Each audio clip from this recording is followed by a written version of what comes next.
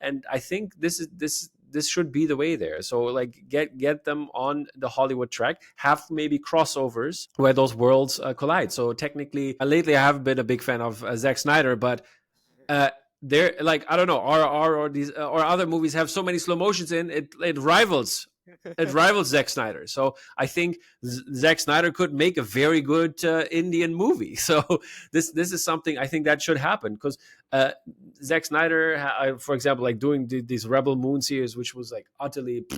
So I think I could imagine, like, I don't, or do a Harry Potter style universe. Do Yeah. something like that. It doesn't have to be magic, but But yeah. do something like this, like fantasy and also science fiction, because these are things that are missing in Indian cinema, in my opinion. And I think these kind of concepts, like the hardcore violence, attracts people from Mm. other countries.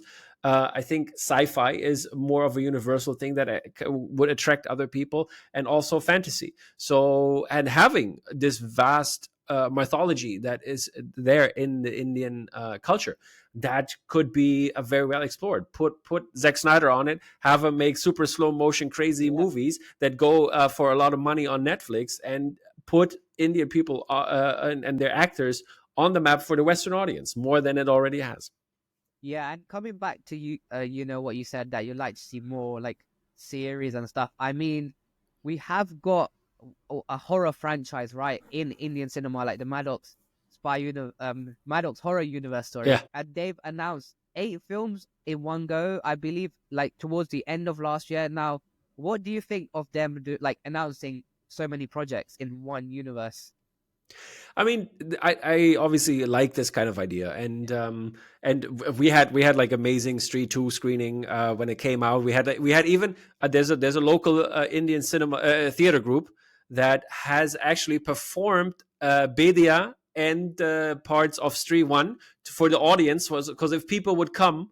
And not understand it, so they performed the movies that had been there, except of Munja, that has not that has been too short out, but they performed those two movies to get the idea of across and connect these, and uh, and we didn't even know that there was actually a recap very very similar to what we Yeah, had in Street Two. So that was amazing, yeah, and very cool stuff. So I really enjoy that they have a franchise. Also, the Spy Universe, as you yeah, hinted here, that there is this franchise idea, and they obviously take it from Hollywood and Western cinema, because franchises is a big thing right now. As I said, there's franchises, there are sequels and or something like that, or prequels, and then you have also the book adaptations, and these are the things that make money right now. So there's little room for original story, and I think even if you do these kind of universes, Indian cinema has, at least for a Western audience, originality.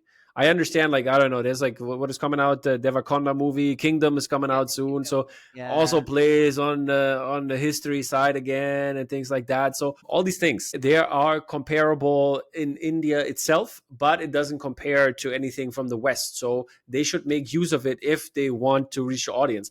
But there's also the pitfall you have, or the trap you can run into, because I mean, you have 1.7 billion people in India, and outside even more. So like that pushes the number, what, 2 to 2.5 billion people at least around the world, and that alone is like, you don't need another market, you know what I mean? So that is, I think, the problem there of producers and studios, maybe, that I could imagine that they have, that they think they don't need that Western audience, they don't need the accolades from the West to feel good about themselves, because that feels like colonization all over again.